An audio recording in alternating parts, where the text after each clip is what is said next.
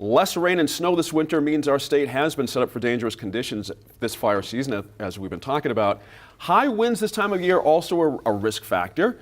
If we're headed back into a drought, what can New Mexicans do to help reduce the impact on our day-to-day lives? Producer Sarah Gustavus sat down this week with a water manager in Albuquerque to learn more about recommendations for water conservation.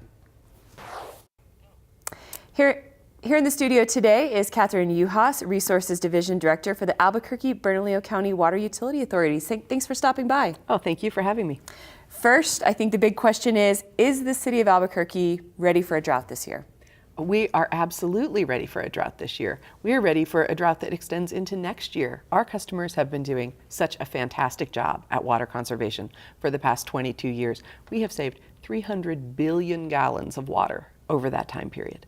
And so this drought is, a small thing. We're ready. What have folks been doing to save that water? Over the past 20 years, we have changed out over 100,000 toilets in Albuquerque to low flow. People have converted their yards. They're taking shorter showers, paying attention to leaks. And it's all of those little things that add up to a community that has reduced their water use by half over the past 20 years. Impressive. Now, have you gotten the messaging out on that? Have you told people that you'd like for them to make those changes or water their yards on certain days? How do you talk to people about that? We use as many opportunities as we can to communicate with our customers. So we offer classes where customers can come and talk to us in person. There's radio, there's TV, there's bill inserts, there's billboards. You can't get away from us. That is true. Now, how does the work being done here in Albuquerque and Bernalillo County compare to other cities in the West? Well, frankly, we're widely recognized as the best water conservation program in the United States. So that's pretty wonderful. Albuquerque's not often the best at something, and this is something at which we actually are. Now, and how is the conservation here connected to the broader water picture in New Mexico? Say, we've covered on New Mexico in Focus the low snowpack this year and what that means for customers downriver, that water should be flowing into the river. What does that mean for your work? Well, what it means for our work is that this year we'll be relying on groundwater more than surface water. But Albuquerque is very lucky in that we have what's called conjunctive management. So we use as much surface water as we can when we've got it. And then in a dry year, we've been building up the groundwater supply so we can go to that. It's like a savings account. Now, where is that? The groundwater? Yeah. Oh, well, the groundwater is all beneath Albuquerque. And it's not like it's a lake or a river. It's more like wet gravel and sand beneath our city. And you can drill a well down into that and the water flows in.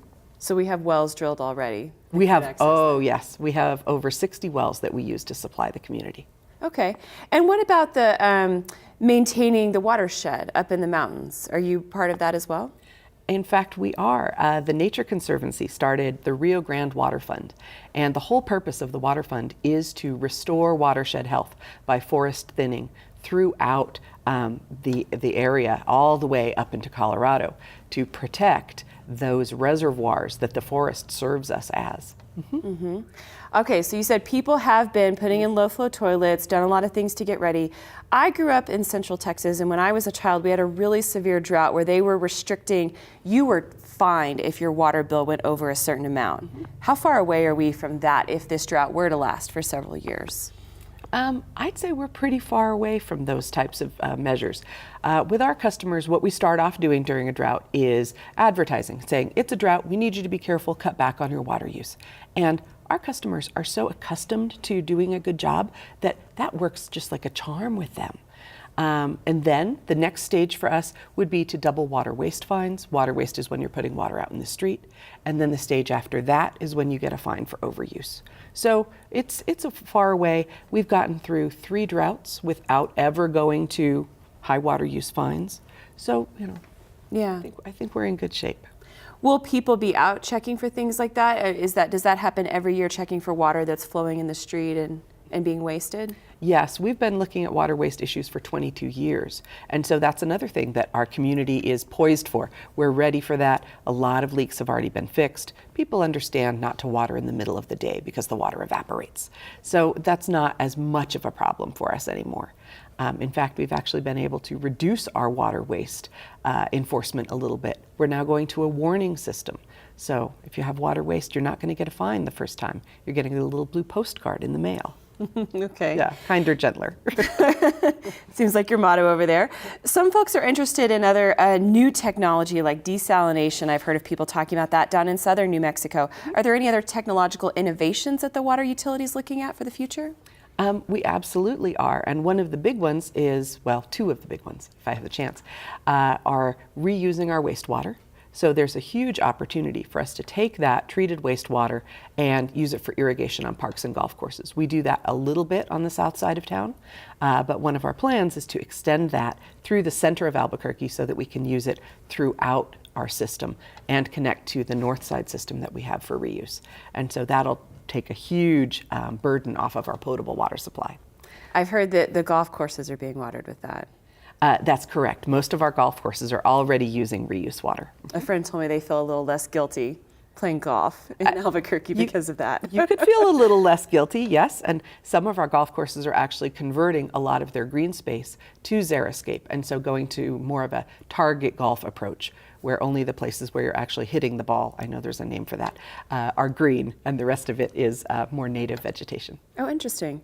What are some recommendations for folks now as we head into the summer months? What are your top tips? My first tip would be go out and watch your irrigation system run. It's an easy thing to do. Look for, is everything that's spraying onto vegetation? Not the street, not your house, not anything hardscape. Do any heads need to be replaced? Do you have leaks? Is the system running so long that things are getting soaked and it's starting to run off into the street? Those are all things you need to look for. So that's the very first. And then the second recommendation is to follow our water by the numbers recommendations. That's 1 day per week in March, and then when we get to April and May, water 2 days per week. All right. You can still have a yard with that. Absolutely, you can have a yard with that. You can have a lush, gorgeous yard with that. So there's a lot of opportunities. Interesting.